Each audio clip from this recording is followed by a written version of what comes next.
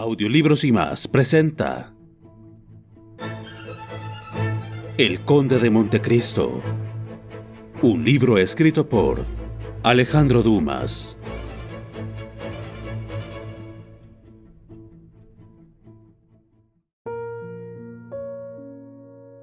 Capítulo 7. El tiro de caballos tordos. El barón, seguido del conde, atravesó un sinfín de habitaciones, notables por su pesada suntuosidad y por su fastuoso mal gusto. Llegó hasta una perteneciente a la señora Danglars. Esta sala octógona, forrada de raso color de rosa, con colgaduras de muselina de las Indias, los sillones de madera antigua, dorados y forrados también de telas antiguas, en fin, dos lindos pasteles en forma de medallón, en armonía con el resto de la habitación, hacían que esta fuese la única de la casa que tenía algún carácter. Es verdad que no estaba incluida en el plano general trazado por el señor Danglars y su arquitecto, una de las mejores y más eminentes celebridades del imperio, y cuya decoración habían dispuesto la baronesa y Luciano de Bray. Así pues, el señor Danglars, gran admirador de lo antiguo, según lo comprendía el directorio, despreciaba mucho esta coqueta sala, donde por otra parte no era admitido, a no ser que su presencia fuera para introducir a algún amigo.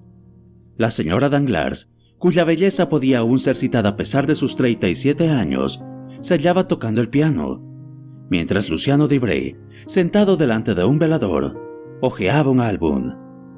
Luciano había tenido ya tiempo de contar a la baronesa cosas relativas al conde. Ya sabe el lector cuán admirados quedaron todos durante el almuerzo en casa de Alberto, y cuánta impresión dejó en el ánimo de los convidados el conde de Montecristo, pues esta impresión aún no se había borrado de la imaginación de de Bray, y los informes que había dado a la baronesa lo demostraban de un modo muy notorio. La curiosidad de la señora Danglars, excitada por los antiguos detalles dados por Alberto de Morcerf y los nuevos por Luciano, habían llegado a su colmo. Así pues, este arreglo de piano y de álbum no era más que una de esas escenas de mundo, con las cuales se cubren las más fuertes preocupaciones. La baronesa recibió al señor Danglars con una sonrisa, cosa que no solía hacer. En cuanto al conde, recibió en respuesta a su saludo una ceremoniosa, pero al mismo tiempo graciosa reverencia. Luciano, por su parte, cambió con el conde un saludo de conocido a medias, y con Danglars un ademán de intimidad. «Señora baronesa», dijo Danglars, «permite que le presente al señor de Montecristo, dirigido a mí por uno de mis corresponsales de Roma, con las mayores recomendaciones. Solo una palabra tengo que decir. Acaba de llegar a París con la intención de permanecer aquí un año, y de gastarse 6 millones. Esto promete una serie de bailes y de comidas, en las cuales espero que el señor conde no nos olvidará, como tampoco nosotros lo olvidaremos en nuestras pequeñas fiestas». Aunque la presentación fuera hecha con bastante grosería, es tan raro que un hombre venga a gastarse a París en un año la fortuna de un príncipe. Tal fue así, que la señora Danglars lanzó al conde una ojeada que no dejaba de expresar cierto interés. «¿Y ha llegado, caballero?», preguntó la baronesa. «Ayer por la mañana, señora». «¿Y viene según costumbre del fin del mundo?» «Solamente de Cádiz, señora». «Ah, viene en una estación espantosa. París es detestable en verano. No hay baffles, ni reuniones, ni fiestas. La ópera italiana está en Londres, la ópera francesa en todas partes, excepto en París, y en cuanto al teatro francés, en ninguna. No nos queda para distraernos más que algunas desgraciadas carreras en el campo de Marte y en Satory. ¿Hará comer, señor conde?» «Yo, señora, haré todo lo que se haga en París, si tengo la dicha de encontrar a alguien que me enseñe las costumbres francesas». «¿Le gustan los caballos, señor conde?» «He pasado una parte de mi vida en Oriente, señora, y los orientales, bien lo sabe, no aprecian más que dos cosas en el mundo: la nobleza de los caballos y la hermosura de las mujeres». «Ay, señor conde, hubiera debido anteponer las mujeres a los caballos». «Ya ve, señora, que tenía mucha razón cuando le dije hace un momento que deseaba un preceptor, un amigo, que me pudiese instruir en las costumbres francesas». En aquel momento entró la camarera favorita de la señora Danglars, y acercándose a su señora, le dijo algunas palabras al oído. La señora Danglars palideció. «Imposible», dijo. «Es la pura verdad, señora», respondió la camarera. Puede creerme con toda seguridad.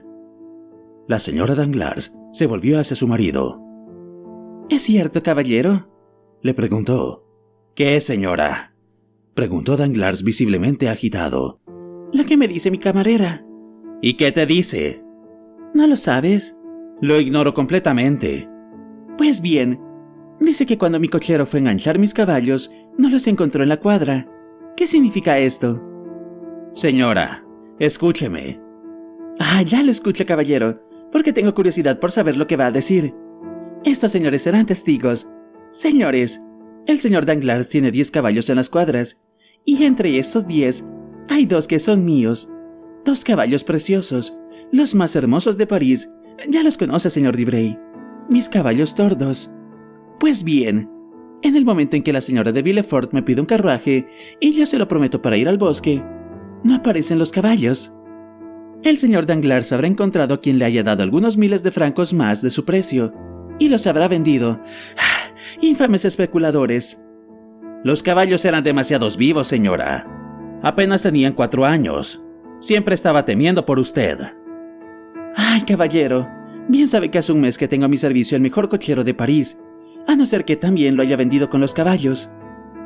Señora, ya encontraré yo otros iguales, más hermosos aún, si los hay, pero caballos que sean mansos, tranquilos, que no me inspiren ninguna clase de temor. La baronesa se encogió de hombros con profundo desprecio. Danglars no pareció percibir este gesto más que conyugal, y volviéndose hacia Montecristo dijo: En verdad, lamento no haberlo conocido antes, señor conde. ¿Está montando su casa? Sí. Yo se los habría propuesto. Imagine que los he dado por nada. Pero como lo he dicho, quería deshacerme de ellos. Son caballos para un joven. Se lo agradezco mucho, dijo el conde, pero esta mañana he comprado unos bastante hermosos. Míralos, Dibray. Tú entenderás de ello. Mientras Dibray se acercaba a la ventana, Danglars se acercó a su mujer. Imagínese, señora, que vinieron a ofrecerme por los caballos un precio exorbitante. No sé quién es el loco que quiere arruinarse y me ha enviado esta mañana un mayordomo. Pero el caso es que he ganado 16.000 francos. No se ponga de mal humor. Le daré 4.000 y 2.000 a Eugenia. La señora Danglars dirigió a su marido otra mirada despectiva. ¡Oh, Dios mío!, exclamó Dibray. ¿Qué?, preguntó la baronesa. Si no me engaño, son sus caballos, sus propios caballos en el carruaje del conde. ¡Mis caballos tordos!, exclamó la señora Danglars, y se lanzó hacia la ventana. ¡Es verdad!, dijo. Danglars estaba estupefacto. ¿Es posible?, dijo Montecristo, fingiendo asombro. Es increíble, murmuró el banquero. La baronesa pregunta en cuánto le ha vendido su marido ese tiro de caballos. No lo sé. Es una sorpresa que me ha dado mi mayordomo, y que me ha costado 30.000 francos según creo. Dibray le llevó esta respuesta a la baronesa. Danglars estaba tan pálido y desconcertado que el conde fingió tener piedad de él. Ya ve, cuán ingratas son las mujeres. Ese obsequio de parte suya no ha conmovido a la baronesa. Ingrata no es la palabra. Loca debería decir. ¿Pero qué quiere? Siempre se desea lo que fastidia.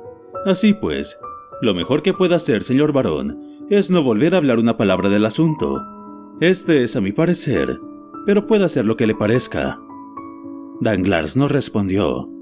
Preveía en su próximo porvenir una escena desastrosa. Ya se habían arrugado las cejas de la señora baronesa, y cual otro Júpiter olímpico, presagiaba una tempestad. Dibray, que la oía ya empezar a rugir, dio una excusa cualquiera y se despidió. Montecristo, que no quería incomodar de ninguna manera al enojado matrimonio, saludó a la señora Danglars y se retiró, entregando al barón a la cólera de su mujer. Bueno, dijo Montecristo retirándose, he conseguido lo que quería. Tengo en mis manos la paz del matrimonio, y de un solo golpe voy a adquirir el corazón del barón y de la baronesa. ¡Qué dicha! Mas aún no he sido presentado a la señorita Eugenia Danglars, a quien hubiera deseado conocer. Pero, añadió con aquella sonrisa que le era peculiar, estoy en París, y me queda mucho tiempo. Otro día será. Dicho esto, el conde montó en su carruaje y volvió a su casa.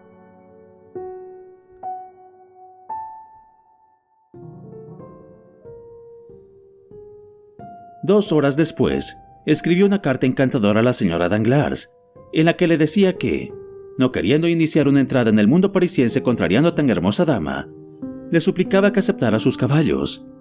Tenían los mismos arneses que ella había visto por la mañana, solo que en el centro de cada roseta que llevaban sobre la oreja, el conde había hecho engastar un diamante.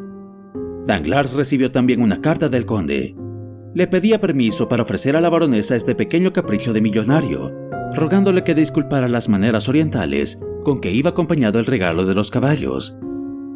Aquella tarde, Montecristo partió hacia Auteuil, acompañado de Ali.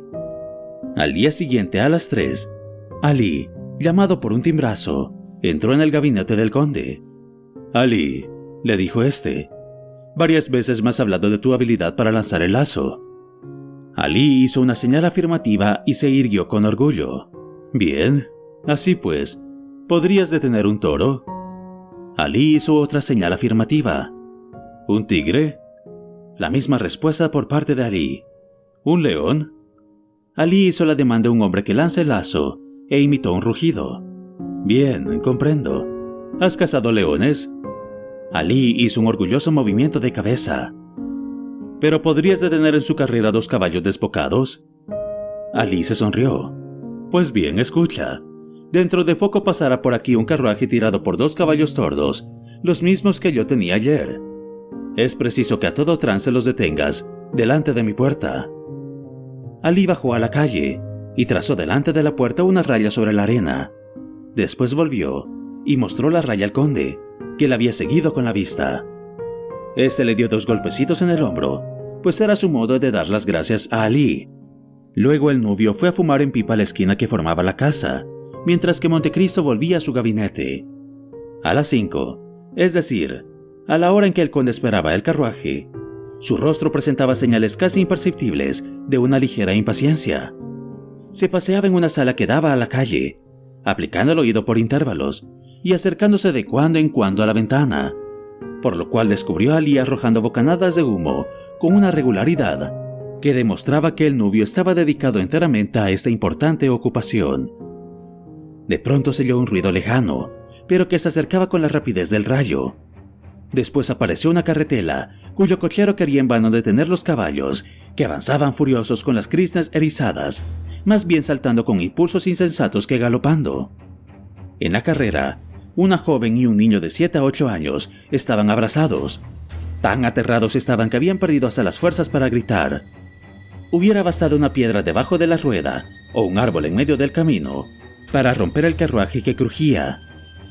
Iba por medio de la calle y se oían en esa los gritos de terror de los que le veían acercarse. De repente Ali tira su pipa, saca de su bolsillo el lazo, lo lanza, envuelve en una triple vuelta las manos del caballo de la izquierda, se deja arrastrar 3 o 4 pasos por la violencia del impulso, pero al cabo cae sobre la lanza, que rompe y paraliza los esfuerzos que hace el caballo, que quedó en pie para continuar su carrera. El cochero aprovecha este momento para saltar de su pescante, pero ya Ali había agarrado las narices del segundo caballo con sus dedos de hierro, y el animal, relinchando de dolor, cae convulsivamente junto a su compañero. Esta escena transcurrió en menos tiempo del que hemos empleado en describirla. Sin embargo, bastó para que de la casa de enfrente saliera un hombre seguido de muchos criados. En el momento en que el cochero abría la portezuela, arrebató de la carretela a la dama, que con una mano se agarraba a los almohadones, mientras que con la otra estrechaba contra su pecho a su hijo desmayado.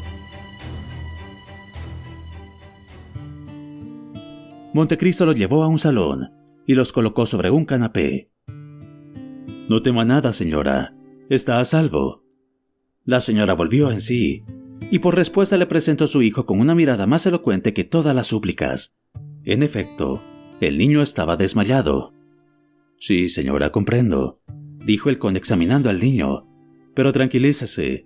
Nada le ha sucedido, y solo el miedo ha embargado sus sentidos». «Oh, caballero», exclamó la madre. «¿no dice eso para tranquilizarme? Mire cuán pálido está. Hijo mío, Eduardo, ¿No contestas a tu madre? Caballero, envía a buscar a un médico. Doy mi fortuna a quien me devuelva a mi hijo. Montecristo hizo con la mano un movimiento para tranquilizar a la desolada madre, y abriendo un cofre sacó de él un frasco de cristal de Bohemia que contenía un licor rojo como la sangre, y del que dejó caer una sola gota sobre los labios del niño. Aunque sin perder la lividez de su semblante, abrió los ojos. Al ver esto, la alegría de la madre no tuvo límites. ¿Dónde estoy?, exclamó. ¿Y a quién debo tanta felicidad después de una prueba tan cruel? Está, señora, en casa del hombre más dichoso por haber podido evitarle un pesar. Maldita curiosidad la mía. Todo París hablaba de esos magníficos caballos de la señora de Danglars, y he tenido la locura de querer probarlos. ¿Cómo?, exclamó el conde, con una sorpresa admirablemente fingida. ¿Son esos los caballos de la señora baronesa? Sí, señor. ¿La conoce? Tengo el honor de conocerla, y mi alegría es doble por haberla salvado del peligro que le han hecho correr, porque ese peligro es a mí a quien puede atribuir. Había comprado ayer esos caballos al barón, pero la baronesa pareció sentirlo tanto, que se los envié ayer suplicándole que los aceptara de mi mano. ¿Entonces usted es el conde de Montecristo, de quien tanto me ha hablado Herminia? El mismo, dijo el conde. Yo, caballero, soy Eloísa de Villefort. El conde saludó como si se pronunciara delante de él un nombre enteramente desconocido. «Oh, cuán reconocido le quedará al señor de Villefort», repuso Eloísa. «porque en realidad, él le debe nuestras 2 vidas. Seguramente sin su generoso criado, nuestro hijo y yo habríamos muerto». «Ah, señora, aún me estremezco al pensar en el peligro que han corrido». «Oh, yo espero que me permitirá recompensar debidamente la acción de ese hombre». «Señora, no me eche a perder a Ali, se lo ruego, ni con alabanzas ni con recompensas. Son vicios que no quiero yo que adquiera. Ali es mi esclavo, salvándoles la vida me sirve, y su deber es servirme». «Pero ha arriesgado su vida», exclamó la señora de Villefort, a quien este tono de superioridad impresionó profundamente. «Y yo he salvado la de él, señora. Por consiguiente me pertenece».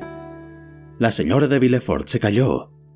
Tal vez reflexionaba acerca de aquel hombre que a primera vista causaba una impresión tan profunda en todas las personas.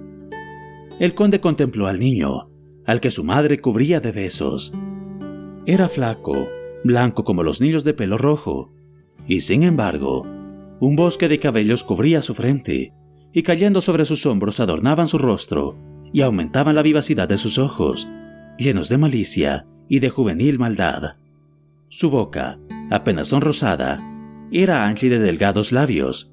Sus facciones anunciaban 12 años de edad, por lo menos. Su primer movimiento fue desembarazarse de los brazos de su madre, para ir a abrir el cofre del que el conde había sacado el frasco de elixir. Después, sin pedir permiso a nadie, y como un niño acostumbrado a hacer todos sus caprichos, se puso a destapar todos los frascos. «No toques ahí, amiguito», dijo vivamente el conde de Montecristo. «Algunos de esos licores son peligrosos, no solamente al beberlos, sino al respirar su olor». La señora de Villefort palideció y detuvo el brazo de su hijo, al que atrajo hacia sí. Pero, calmando su terror, echó sobre el cofre una rápida pero expresiva mirada, que el conde no pasó inadvertida. En ese momento entró Ali. La señora de Villefort hizo un movimiento de alegría, y llamando al niño le dijo: «Eduardo, mira a este buen servidor. Es un valiente, porque ha expuesto su vida por detener los caballos que nos arrastraban y el carruaje que iba a romperse. Dale las gracias, porque probablemente a no ser por él, los 2 habríamos perdido la vida». El niño entreabrió la boca y volvió desdeñosamente la cabeza. «Es muy feo», dijo.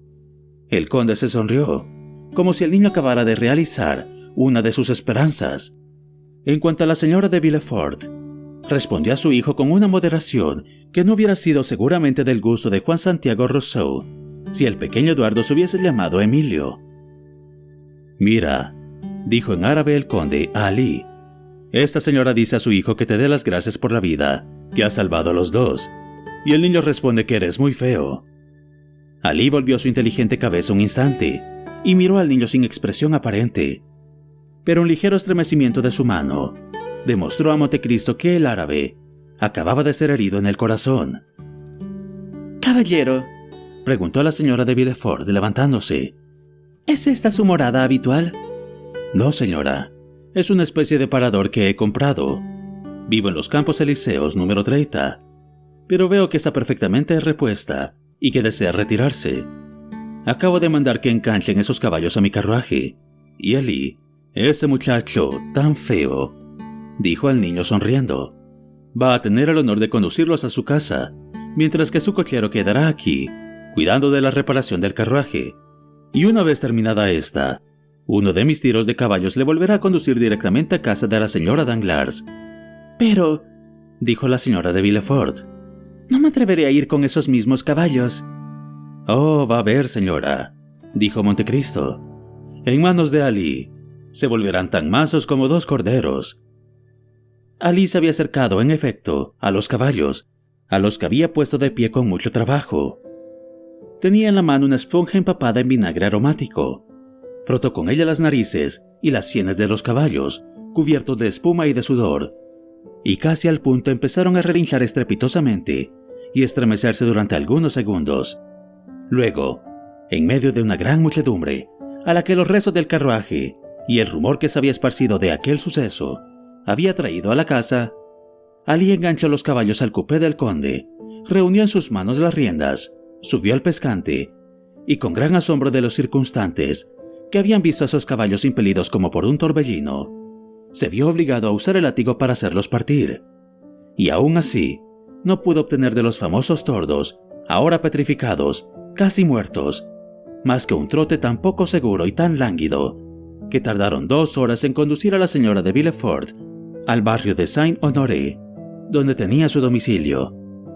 Apenas hubo llegado a ella, y aplacadas las primeras emociones, escribió el siguiente billete a la señora Danglars.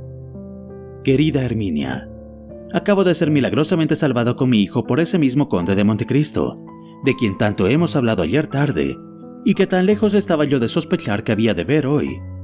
Ayer me hablabas de él con un entusiasmo que no pude menos de burlarme, creyendo que exagerabas, pero hoy me he convencido de que era fundado.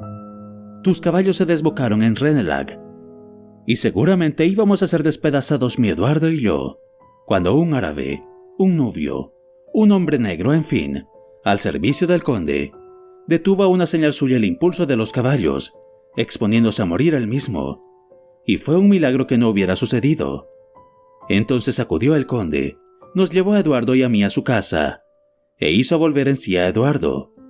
En su propio carruaje fui conducida a casa. El tuyo te lo enviarán mañana. Encontrarás bastante débiles a los caballos después de ese incidente. Están como atontados. Se diría que no podían perdonarse a sí mismos haberse dejado domar por un hombre. El conde me encarga que te diga que con 2 días de reposo y por todo alimento cebada, y los caballos se repondrán del todo. Ah, Dios mío, no te doy las gracias por mi paseo, y cuando lo reflexiono, es una ingratitud el guardarte rencor por los caprichos de tus caballos, porque gracias a esos caprichos debo el haber visto al conde de Montecristo, y el ilustre extranjero me parece un hombre muy curioso y tan interesante, que quiero estudiarle a toda costa, aunque tuviese que dar otro paseo al bosque con tus mismos caballos. Eduardo ha sufrido el accidente con un valor maravilloso. Se desmayó, pero sin lanzar un grito, y tampoco derramó después una lágrima. Aún me dirás que me ciega el amor materno, pero en ese cuerpo tan débil y delicado hay un alma de hierro. Nuestra querida Valentina me da 1000 recuerdos para tu hija Eugenia, y yo te abrazo de todo corazón. Eloísa de Villefort. Postdata. Procura que yo pueda ver en tu casa de cualquier modo que sea a ese conde de Montecristo. Quiero absolutamente volverlo a ver. Por otra parte, acabo de obtener del señor de Villefort que le haga una visita. Espero que se la devolverá. Aquella noche el suceso de Auteuil era el tema de todas las conversaciones. Alberto se lo contaba a su madre, Chateau Renaud en el Jockey Club, Debray en el salón del ministro.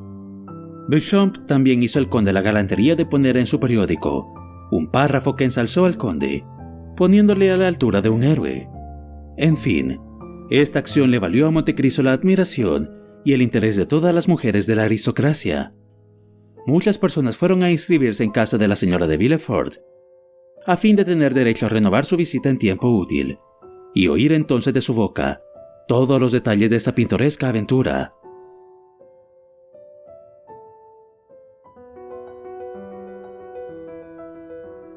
En cambio, el señor de Villefort, como había dicho Eloísa a su amiga, la señora Danglars, se puso un pantalón negro, frac de igual color, chaleco y corbatas blancos, guantes amarillos, y subió a su carretela, que le condujo aquella misma tarde a la puerta de la casa número 30 de los Campos Elíseos.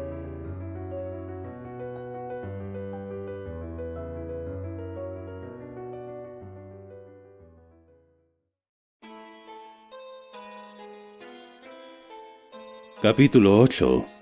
Ideología.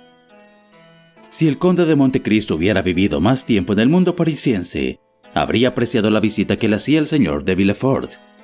Considerados por todos como un hombre hábil, como suele considerarse a las personas que no han sufrido ningún descalabro político, aborrecido de muchos, pero protegido con ardor por algunos, sin ser por eso mejor querido de nadie, el señor de Villefort se encontraba en una alta posición en la magistratura, y la mantenía como un Harley o como un Molé. A pesar de haberse regenerado sus salones por una mujer joven y por una hija de su primer matrimonio, de edad apenas de 18 años, no dejaban de observarse en ellos el culto de las tradiciones y la religión de la etiqueta. La cortesía fría, la fidelidad absoluta a los principios del gobierno, un desprecio profundo de las teorías y de los teóricos, el odio a los ideólogos, tales eran los elementos de la vida interior y pública del señor de Villefort. No era únicamente un magistrado, era casi un diplomático.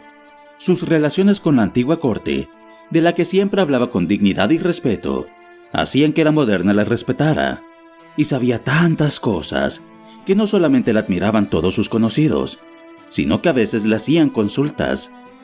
Quizá no hubiera sucedido eso si hubiesen podido desembarazarse de él, pero al igual que los señores feudales, rebeldes a su soberano, habitaba una fortaleza inexpugnable. Esta fortaleza era su cargo de procurador del rey, cuyas ventajas explotaba maravillosamente, y que no hubiera abandonado sino para hacerse diputado, y reemplazar así la neutralidad por la oposición. En general, hacía o devolvía muy pocas visitas. La mujer visitaba por él. Era cosa admitida en esa sociedad, que siempre achacaba sus graves y numerosas ocupaciones, lo que no era en realidad más que un cálculo de orgullo, una quintesencia de aristocracia, la aplicación, en fin, de este axioma: estímate a ti mismo y serás estimado de los demás. Axioma más útil 100 veces en nuestra sociedad que el de los griegos: conócete a ti mismo, sustituido en nuestros días por el arte menos difícil y más ventajoso de conocer a los demás. El señor de Villefort era un poderoso protector para sus amigos. Para sus enemigos, era un adversario sordo, pero encarnizado. Para los indiferentes, la estatua de la ley convertida en hombre. Fisonomía impasible, porte altanero, mirada apagada y brusca, o insolentemente penetrante y escudriñadora. Tal era el hombre a quien 4 revoluciones seguidas habían formado, y después afirmado sobre su pedestal. Se le tenía por el hombre menos curioso de Francia. Daba un baile todos los años y no se presentaba en él más que un cuarto de hora, es decir, 45 minutos menos que el rey en los suyos. Jamás se le veía en los teatros, en los conciertos, ni en ningún lugar público. Algunas veces jugaba una partida de whist, y entonces procuraban elegirle jugadores dignos de él. Algún embajador, algún arzobispo, algún príncipe, algún presidente o, en fin, alguna duquesa viuda. Tal era el hombre cuyo carruaje acababa de parar delante de la puerta del conde de Montecristo.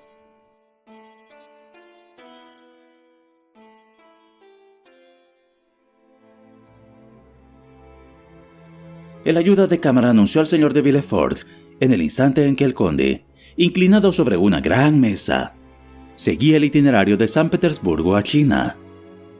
El procurador del rey entró con el mismo paso grave y acompasado que en el tribunal. Era el mismo hombre, o más bien la continuación del mismo hombre, a quien hemos conocido de sustituto en Marsella. La naturaleza no había alterado en nada el curso que debía seguir. De delgado que era, se había vuelto flaco. De pálido, se tornó en amarillo. Sus ojos hundidos se habían profundizado más aún, y su lente de oro, al colocarla sobre la órbita, parecía formar parte del rostro. Excepto su corbata blanca, el resto del traje era completamente negro, y este fúnebre color no era interrumpido más que por su cinta encarnada, que pasaba imperceptiblemente por un ojal y que parecía una línea de sangre trazada por un pincel. Por muy dueño de sí mismo que fuera Montecristo, examinó con visible curiosidad, devolviéndole su saludo al magistrado, que desconfiado de por sí y poco crédulo, particularmente en cuanto a las maravillas sociales, estaba más dispuesto a ver en el noble extranjero, así era como llamaban ya al conde de Montecristo, un caballero de industria que venía a explorar un nuevo teatro de sus acciones, más que un príncipe de la Santa Fe o un sultán de las 1001 noches. «Caballero», dijo Villefort, con ese tono afectado usado por los magistrados en sus períodos oratorios y del cual no quieren deshacerse en la conversación. «El señalado servicio que hizo ayer a mi mujer y a mi hijo me creó el deber de darle las gracias. Vengo pues a cumplir con él y a expresarle todo mi agradecimiento». Y al decir estas palabras, la mirada severa del magistrado no había perdido nada de su arrogancia habitual. Las había articulado de pie y erguido de cuello y hombros, lo cual hacía parecerse, como ya hemos dicho, a la estatua de la ley. «Caballero», replicó el conde, a su vez con frialdad glacial, «soy muy feliz por haber podido conservar un hijo a su madre, porque suele decirse que el sentimiento de la maternidad es el más poderoso y el más santo de todos. Y esta felicidad que tengo lo dispensa de cumplir un deber, cuya ejecución me honra sin duda alguna, porque sé que el señor de Villefort no prodiga el favor que me hace, pero por lisonjero que me sea, no equivale para mí a la satisfacción interior de haber efectuado una buena obra». Admirado Villefort de esa salida inesperada de su interlocutor, se estremeció como un soldado que siente el golpe que le dan, a pesar de la armadura de que está cubierto, y un gesto de su labio desdeñoso indicó que desde el principio no tenía al conde de Montecristo por hombres de muy finos modales. Dirigió una mirada a su alrededor para hacer variar la conversación. Vio el mapa que examinaba Montecristo cuando él entró y replicó: «¿Le interesa la geografía, caballero? Es un estudio muy bueno. Para usted sobre todo, que, según aseguran, ha visto tantos países como hay en este mapa». «Sí, señor», repuso el conde. «He querido hacer sobre la especie humana lo que usted hace sobre excepciones, es decir, un estudio fisiológico. He pensado que me sería más fácil descender de una vez del todo a la parte, que subir de la parte al todo. Es axioma algebraico que se proceda de lo conocido a lo desconocido. Mas siéntese, caballero, se lo suplico». Y Montecristo indicó con la mano al procurador del rey un sillón que se tuvo que tomarse la molestia de arrimar, mientras que el conde no tuvo más que dejarse caer sobre el mismo en que estaba arrodillado cuando entró Villefort. De este modo el conde se encontró enfrente de su interlocutor, con la espada vuelta a la ventana y el codo apoyado sobre el mapa, que era por entonces el objeto de la conversación que tomaba, cuando hablaba Morcerf y a Danglars, un giro análogo, si no a la situación, al menos a los personajes. «Ah, caballero», replicó Villefort, después de una pausa, durante la cual, como un atleta que encuentra un rudo adversario, había hecho acopio de fuerzas. «De verdad le digo que así como usted, yo no tuviese nada que hacer, buscaría una ocupación menos aburrida». «Es verdad, caballero», replicó Montecristo. «Hay en el hombre caprichos particulares, pero acaba de decir que yo no tenía nada que hacer. Veamos, ¿se le figura a usted que tiene algo que hacer? O para hablar más claramente, ¿cree usted que lo que hace vale la pena de que se le llame trabajo?» El asombro de Villefort fue en aumento al recibir ese segundo golpe, tan bruscamente asestado por su extraño adversario. Mucho tiempo hacía que el magistrado no se veía así contradecido, o mejor dicho, esta era la primera vez que ello sucedía. El procurador del rey se preparó para responder. «Caballero, usted es extranjero, y usted mismo dice que ha pasado gran parte de su vida en países orientales. No sabe, pues, cuántos pasos prudentes y acompasados da entre nosotros la justicia humana, tan expedita en esos países bárbaros. Oh, ya lo creo. Es la P de Claudio antiguo, lo sé. Porque de la justicia de todos los países ha sido sobre todo lo que me he ocupado.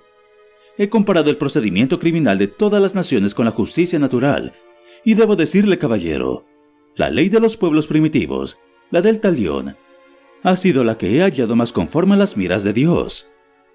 Si se adoptara esa ley, dijo el procurador del rey, simplificaría mucho nuestros códigos, y entonces sí que, como decía hace poco, no tendría que cansarse mucho los magistrados. Probablemente con el tiempo se adoptará. Bien sabe que las intervenciones humanas marchan de lo compuesto a lo simple, que es siempre la perfección. Entretanto, caballero, dijo el magistrado, nuestros códigos existen en sus artículos contradictorios, sacados de costumbres galas, de leyes romanas, de usos francos. Ahora, pues, convendría en que el conocimiento de todas esas leyes nos adquiere sin largos trabajos, sin largo estudio, y una gran memoria para no olvidarlo una vez adquirido. Así lo creo, caballero, pero todo lo que usted sabe respecto al código francés lo sé yo, no solamente de ese, sino del de todas las naciones.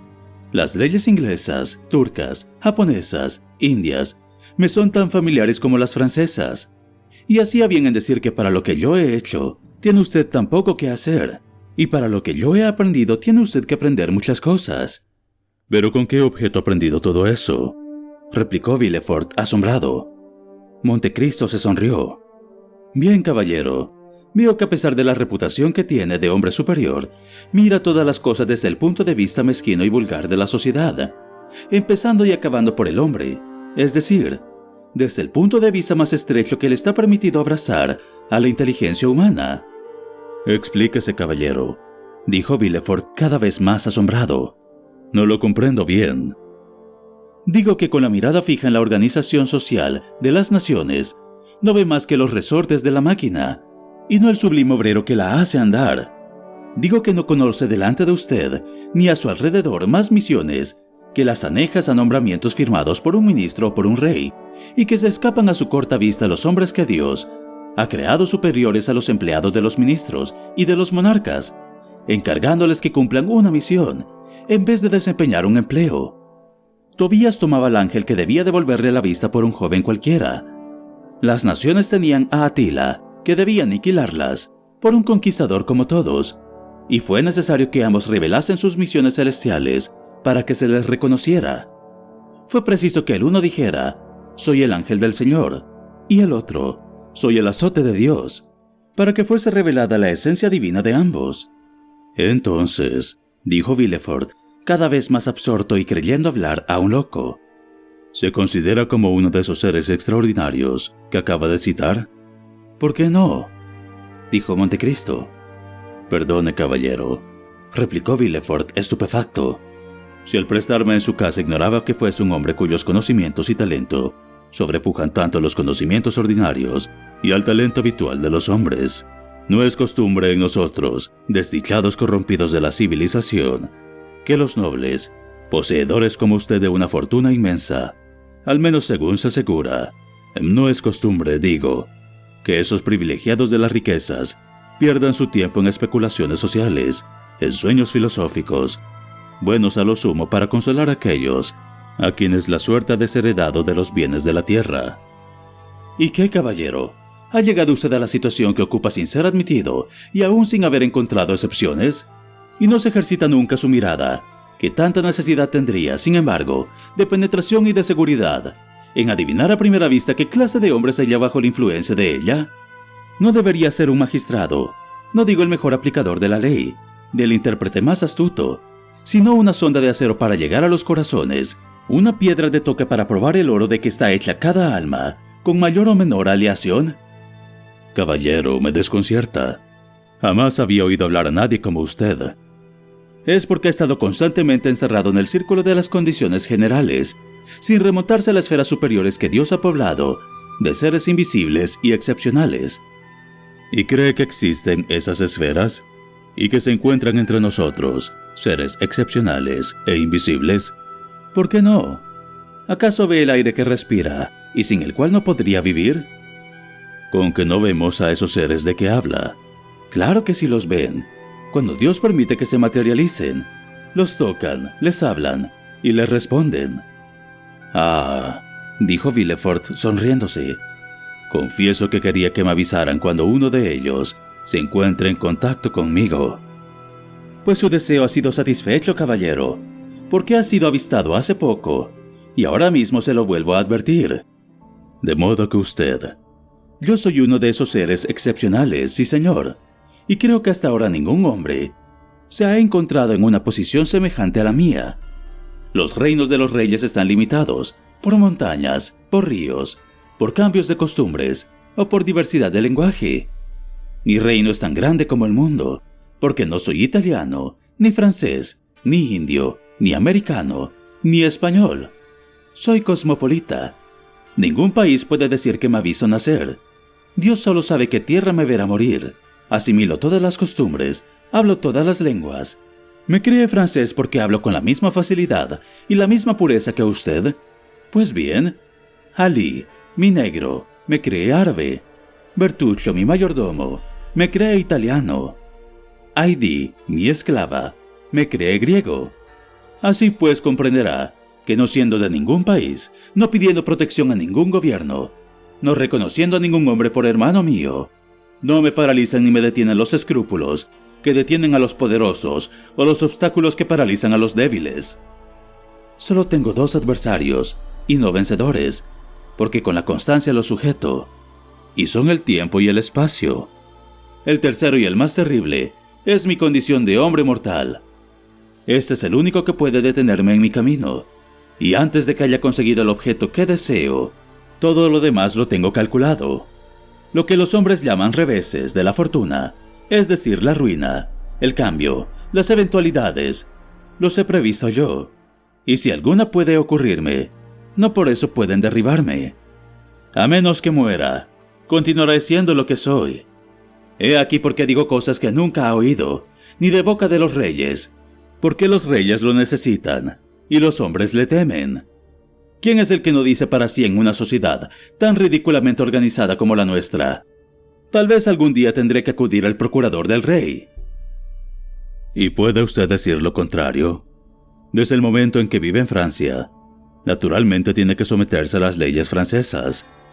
Ya lo sé, caballero, respondió Montecristo. Pero cuando quiero ir a un país, empiezo a estudiar, por medios que me son propios, a todos los hombres de quienes puedo tener algo que esperar o que temer, y llego a conocerlos tanto mejor tal vez de lo que ellos se conocen a sí mismos, de donde resulta que cualquier procurador del rey que se los hubiera conmigo, seguramente se vería más apurado que yo.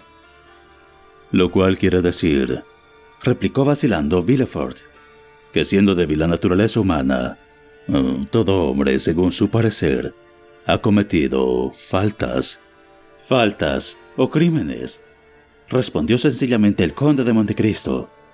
Y que solo usted, entre los hombres a quienes no reconoce por hermanos, repuso Villefort con voz alterada.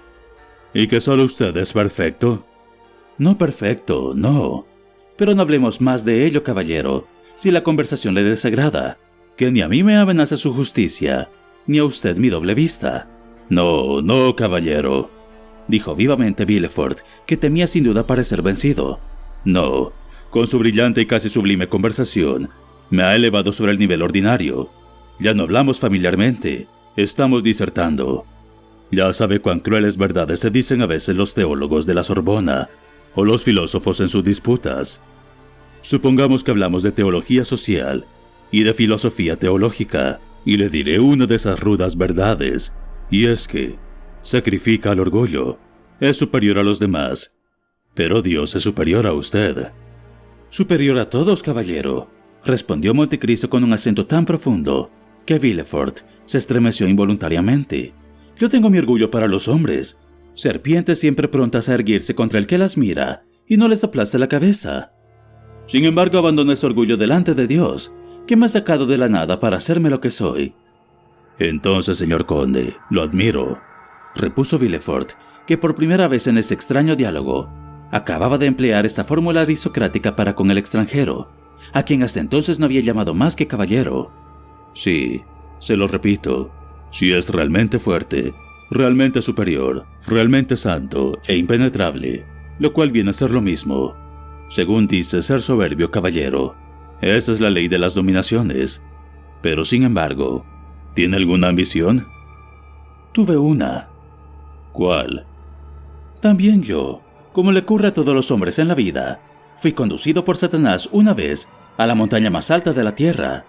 Llegado allí, me mostró el mundo entero. Y como había dicho otra vez a Cristo, me dijo a mí: «Veamos, hijo de los hombres, ¿qué quieres para adorarme?». Entonces reflexioné, porque desde hacía mucho tiempo, terrible ambición devoraba mi corazón. Después le respondí: «Escucha, siempre he oído hablar de la providencia, y sin embargo, nunca la he visto, ni nada que se le parezca, lo cual me hace creer que no existe. Quiero ver la providencia, porque lo más bello y grande que pueda hacer un hombre es recompensar y castigar». Pero Satanás bajó la cabeza y lanzó un suspiro. «Te engañas», me dijo. «La providencia existe, pero tú no la ves, porque hija de Dios es invisible como su Padre. No has visto nada que se le parezca, porque procede por resortes ocultos y marcha por caminos oscuros. Todo lo que yo puedo es hacerte uno de los agentes de esa providencia. Se realizó el trato, tal vez en él perderé mi alma, pero no importa. Ahora mismo lo ratificaría». Villefort le miraba con asombro. «Señor conde, ¿tiene parientes?». «No, caballero, estoy solo en el mundo». «Tanto peor». «¿Por qué?». «Porque hubiera podido ver un espectáculo que destruyese su orgullo. Dice que no teme más que la muerte». «No es que la tema, sino que solo ella puede detenerme». «¿Y la vejez?». «Mi misión se habrá cumplido antes de que haya llegado a viejo». «¿Y la locura?». «Poco me ha faltado para dar en ella, pero ya conoce el axioma non bis in idem. Es principio de jurisprudencia criminal, y por lo tanto está en su cuerda». «Caballero», repuso Villefort, «otra cosa hay que temer más que la muerte, la vejez o la locura. La apoplejía, por ejemplo, ese rayo que lo hiere sin destruirlo, y después de lo cual, no obstante, todo se acabó. Vive, pero no es el mismo. Usted que como Ariel rayaba en ángel, ya no es más que una masa inerte que como Caliban raya en bestia. Esto se llama una apoplejía. Venga, si quiere, a proseguir esta conversación a mi casa, conde. Un día que desee encontrarse adversarios capaz de comprenderlo y ansioso de contestarle. Y hallará a mi padre, el señor Noirtier de Villefort, uno de los más fogosos jacobinos de la Revolución Francesa. Es decir, la audacia más brillante puesta al servicio de la organización más poderosa. Un hombre que no había visto como usted todos los reinos de la tierra, pero ayudó a derribar uno de los más poderosos. En fin, un hombre que como usted se creía enviado no de Dios, sino del Ser Supremo, no de la providencia, sino de la fatalidad. Pues bien, caballero, todo eso fue destruido no en un día, ni en una hora, sino en un segundo. El día anterior, el señor Noirtier, antiguo jacobino, antiguo senador, antiguo carboriano, que se reía de la guillotina, del cañón y del puñal. El señor Noirtier, jugando con las revoluciones.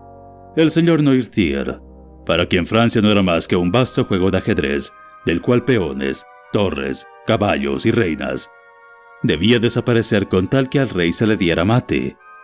El señor Noirtier, tan temido y tan terrible, era al día siguiente ese pobre Noirtier, anciano paralítico, a merced del ser más débil de la casa, es decir, de su nieta Valentina, un cadáver mudo y helado, que no vive sin alegría ni sufrimiento, sino para dar tiempo a la materia de llegar, sin tropiezo, a su entera descomposición. «Ah, caballero», dijo Montecristo, «tal espectáculo no es extraño a mis ojos ni a mi pensamiento. Entiendo un poco de medicina, y he buscado más de una vez el alma en la materia viva o en la materia muerta, y como la providencia ha permanecido invisible a mis ojos, aunque presente en mi corazón. 100 autores, desde Sócrates hasta Séneca, hasta San Agustín, hasta Gal, hicieron en prosa o en verso la misma descripción que usted. Pero sin embargo, comprendo que los sufrimientos de un padre pueden operar grandes cambios en el espíritu de su hijo.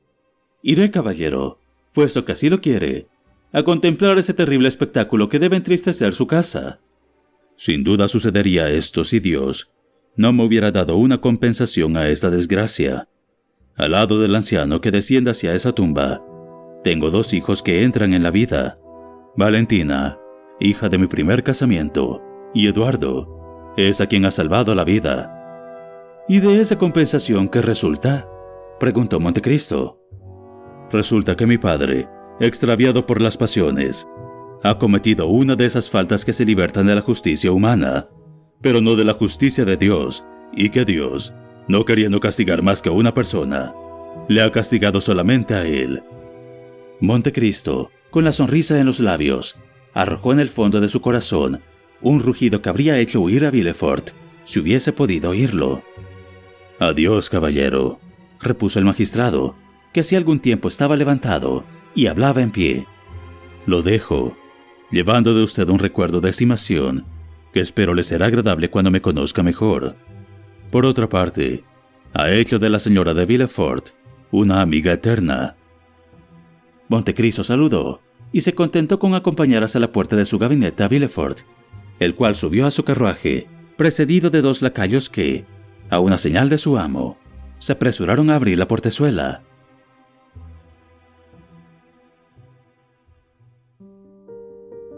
Luego, cuando el procurador del rey había desaparecido, dijo Montecristo dando un profundo suspiro: «Vamos, basta de veneno, y ahora que mi corazón está lleno de él, vamos a buscar el remedio». Y haciendo sonar el timbre, dijo a Alí: «Sube a ver a la señora, que esté preparado el carruaje dentro de media hora».